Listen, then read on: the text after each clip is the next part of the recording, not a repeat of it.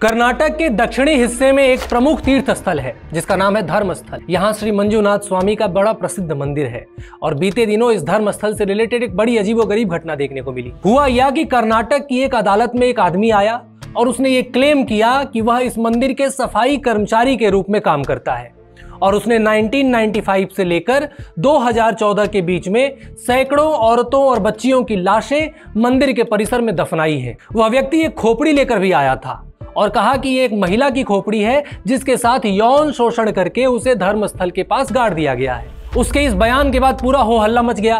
Police की team गठित हुई, फॉरेंसिक जांच हुई, लेकिन वह खोपड़ी किसी पुरुष की निकली। उसके बाद उन सारी जगहों पर खुदाई की गई जहां जहां उस व्यक्ति ने इशारा किया था।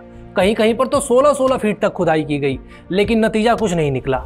बस कुछ प्लांटेड किए हुए हड्डी के टुकड़े मिले और कुछ जगह साड़ियां मिली। कोई लाश कहीं से नहीं निकली। और इस कहानी में ज्यादा सेंसेशन तब आया जब एक महिला ने भी यह दावा कर दिया कि उसकी एक बेटी 2003 में धर्मस्थल गई थी और वहां से गायब हो गई। इस मामले पर भी खूब हंगामा हुआ, लेकिन अब वह महिला इन सभी बातों से पीछे हट गई है और धर्मस्थल पर आरोप लगाने के लिए जनता से माफी मांग रही है। साथ ही उस महिला ने यह भी बताया कि एक यूट्यूबर ने उसे धर्मस्थल पर आरोप लगाने के लिए मजबूर किया था। ये सारे आरोप इतने बड़े थे कि अगर इसमें लेश मात्र की भी सच्चाई आ जाती तो उस मंदिर की पवित्रता पूरी तरह से भंग हो जाती। तो सवाल यह है कि धर्मस्थल को बदनाम करने के लिए इतना बड़ा झूठा आरोप क्यों गढ़ा गया?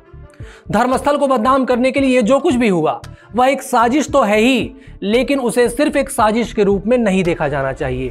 ये एक स्ट्रेटेजिक पैटर्न है जिस पर दशकों से काम किया जा रहा है ताकि जो बुराइयां इस्लाम में, क्रिश्चियनिटी में और अब्राहमिक रिलीजन्स में हैं, उन्हीं बुराइयों को हिंदुइज्म पर भी थोपा जा सके। आप में से कई लोगों को अजमेर रेप केस याद होगा, 1992 का वह मामला जिसमें अजमेर दरगाह के खादिमों ने लगभग 250 बच्चियों और महिलाओं के साथ यौन शोषण किया था। वह मामला इतना घटिया और कुत्सित था कि उसने हमेशा के लिए अजमेर दरगाह को बदनाम कर दिया। कर्नाटक में उस व्यक्ति के द्वारा और फिर उस महिला के द्वारा धर्मस्थल के आसपास लाशें गाड़े जाने की तथा लड़कियों के गायब होने की जो झूठी अफवाह फैलाई गई, उस अफवाह के पीछे भी यही सोच थी कि कैसे भी करके धर्मस्थल को बदनाम किया जाए। दरअसल इस सारे मामले को सिर्फ सतही तौर पर देखना काफी नहीं होगा। हम इसमें थोड़ा सा डीप डाइव लगाकर यह समझने की कोशिश करेंगे कि वास्तव में इसके पीछे किस तरह की मंशा काम करती है।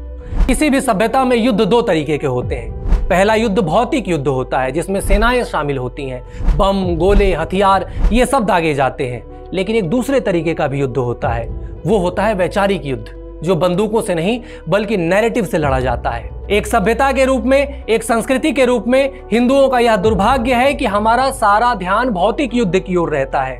हम वैचारिक युद्ध की ओर यानी नैरेटिव वॉर की ओर ध्यान ही नहीं दे पाते। हिंदू तलवारों की लड़ाई तो हमेशा जीत गए, लेकिन कहानियों की लड़ाई हमेशा हारते आए हैं। जबकि इसके ठीक दूसरी ओर आप अब्राहमिक रिलीजन्स को देखिए तो अपने जन्म से ही हिंसा, असहिष्णुता और तमाम बुराइयों के बावजूद अब्राहमिक रिलीजन्स ने हमेशा नैरेटिव वॉर का पलड़ा अपनी ओर भारी रखा है। एक पूरा इकोसिस्टम है जो कभी इस्लाम और क्रिश्चियनिटी की खामियों को सुधारने की कोशिश नहीं करता, बल्कि हिंदू धर्म पर झूठे आरोप लगाकर यह साबित करना चाहता है कि देखो अगर हम बुरे हैं तो हिंदू धर्म कौन सा अच्छा है। ये लोग हिंदू धर्म को भी इस्लाम और ईसाईयत के बराबर दिखाते हैं, लेकिन यह बराबरी असल में हिंदू धर्म को गिराने और अब्राहमिक धर्मों को बचाने का हथकंडा है। यह सब इसलिए किया जाता है क्योंकि अगर दुनिया को यह दिख जाएगा कि हिंदू धर्म वास्तव में यूनिक है, अच्छा है, तो अब्राहमिक रिलीजन्स की सारी मोरल अथॉरिटी ढह जाएगी। इसलिए उस इकोसिस्टम की सबसे बड़ी कोशिश यही रहती है कि हिंदुइज्म को उसी फ्रेमवर्क में डालकर यह कह दिया जाए कि देखो सब बराबर है बुराइयों के मामले में और तुम में भी वही कमियां हैं जो हम में हैं। अब हम ये जानने की कोशिश करेंगे कि अब्राहमिक रिलीजन्स ने कैसे इस तरह की डिफेम और डिस्ट्रॉय टेक्निक को पास्ट में भी सफलतापूर्वक लागू किया और अब ये लोग हिंदू धर्म पर भी यही तकनीक अपना रहे हैं। शुरुआत करते हैं केस स्टडी से। यदि मैं आपसे पूछूं कि क्रिसमस कब और क्यों मनाया जाता है तो आप में से अधिकांश लोग इस प्रश्न का सही जवाब दे देंगे कि क्रिसमस 25 दिसंबर को जीसस क्राइस्ट के जन्म की स्मृति के रूप में मनाया जाता है। लेकिन हकीकत यह है ही नहीं, ये तो बस एक नैरेटिव है जिसे आपके सामने पेश कर दिया गया। आप खुद रिसर्च करके देख लीजिए, 25 दिसंबर को जीसस क्राइस्ट का जन्म हुआ ही नहीं था। दरअसल ईसाई धर्म की शुरुआत जिन देशों में हुई थी, जहां वो शुरुआत में फैला था, वहां पहले से ही पैगन यानी स्थानीय देवताओं और परंपराओं की पूजा होती थी। तो ईसाई धर्म शुरुआत में यूरोप के जिन इलाकों में फैला, वहां पर 25 दिसंबर का दिन सन गॉड यानी सोल इनविक्टस के उत्सव का दिन था। ईसाई चर्चों ने उसी 25 दिसंबर को ईसा का जन्मदिन घोषित कर दिया ताकि लोग आसानी से अपने पुराने उत्सव को तो मनाते रहें, लेकिन उनका नाम बाद में बदल दिया जाए। आजकल आप भारत में भी देख रहे होंगे जीसस चालीसा, जीसस आरती और जीसस के मंदिर जैसी चीजें देखने को मिल रही हैं। यह ठीक उसी घटना की पुनरावृत्ति हो रही है जो ईसाइयों ने यूरोप में किया। इसके अलावा अनेक उदाहरण आपको इस्लाम से भी मिल जाएंगे, जहां इस्लाम अरब के जिन इलाकों में शुरुआत में गया था, वहां की स्थानीय परंपराओं को अपनाकर उसने इस्लाम का अमली जामा पहना दिया था। दरअसल साम्राज्यवादी संस्कृतियां ऐसे ही अपना विस्तार करती हैं।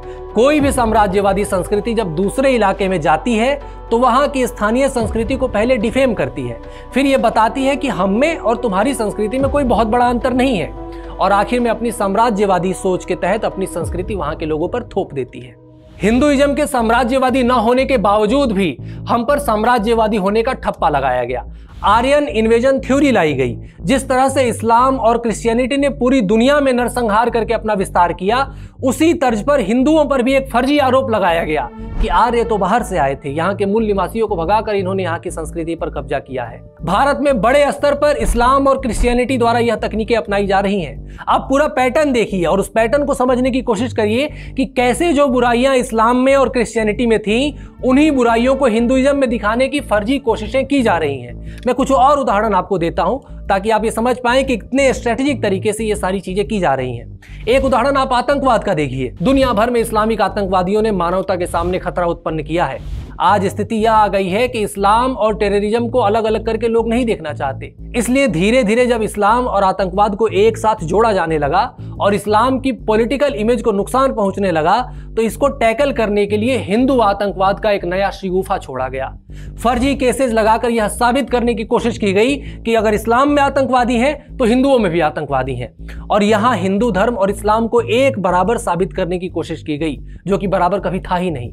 अल्लाह अकबर कहकर फट जाने वाले लोगों ने जय श्री राम जैसे पवित्र नारे को भी आक्रामकता और असहिष्णुता से जोड़कर उसे बदनाम किया, ताकि अगर अल्लाह अकबर के नारे को गलत तरीके से देखा जा रहा है तो जय श्री राम को भी गलत तरीके से देखा जाए। उनके नारे से बारूद निकलता है और हमारे नारे से भक्ति, लेकिन नैरेटिव में दोनों नारों को बराबर कर दिया गया। मजहबी किताबों में साफ साफ जिहाद के वर्सेज लिखे हुए हैं। इस आधार पर जब उनकी आलोचना की जाती है तो वो इसे दूर करने की बजाय डिफेंस में ये चीजें सामने लेकर आते हैं कि हिंदुओं में भी तो गीता में धर्म युद्ध का संदेश दिया गया है।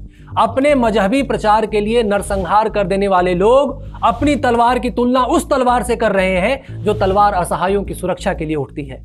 उनकी तलवार सत्ता की भूख के लिए उठी और हमारी तलवार साधु संतों की सुरक्षा के लिए उठी, लेकिन नैरेटिव की फैक्ट्री में दोनों को एक जैसा बना दिया गया। हिंसक विचारों के अलावा आप स्ट्रेटेजिक तरीके से छिपे हुए वॉरफेयर के बारे में भी कुछ एग्जांपल्स देखिए। लाखों ऐसे केसेज हैं जिनमें लव जिहाद के नाम पर भोली भाली हिंदू लड़कियों को बहला फुसलाकर उनका शोषण किया जाता है, और जब इस आधार पर इस्लाम की आलोचना की जाती है तो ये लोग अपनी कमी को दूर करने की बजाय हिंदू धर्म पर ही एक नया फर्जी आरोप लगा देते हैं कि आपके यहाँ भी तो भगवा लव ट्रैप होता है।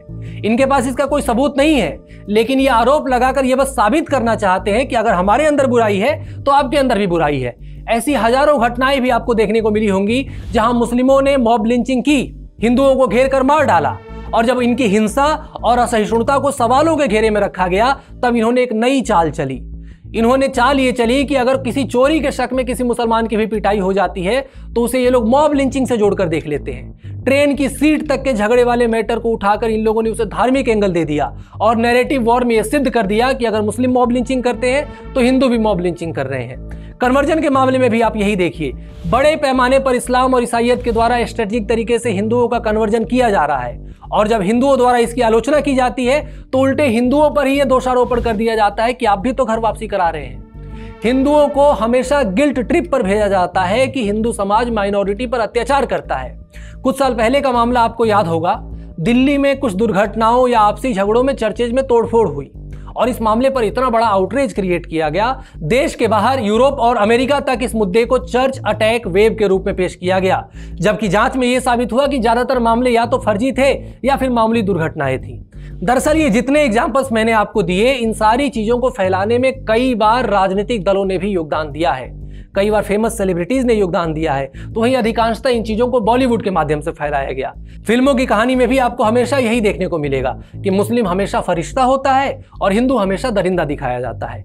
आपने ऐसी अनेक फिल्में देखी होंगी जहां पर कोई बूढ़े सलीम चाचा किसी असहाय लड़की की या फिर किसी घायल व्यक्ति की मदद करते हैं, तो वहीं दूसरी ओर कोई रुद्राक्ष पहने हुए और तिलक लगाया हुआ हिंदू विलेन के रूप में दिखा दिया जाता है। अकबर इलाहाबादी का एक शेर है कि हम आह भी करते हैं तो हो जाते हैं बदनाम, और वो कत्ल भी करते हैं तो चर्चा नहीं होता।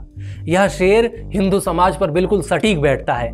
बिना कुछ किए हिंदुओं पर उन सारी बुराइयों के ब्लेम थोप दिए गए हैं जिन बुराइयों पर इस्लाम और क्रिश्चियनिटी का एक अधिकार है। इसलिए जब तक यह फॉल्स इक्विवेलेंस तोड़ा नहीं जाएगा, तब तक हिंदू समाज अपराध बोध में जीता रहेगा।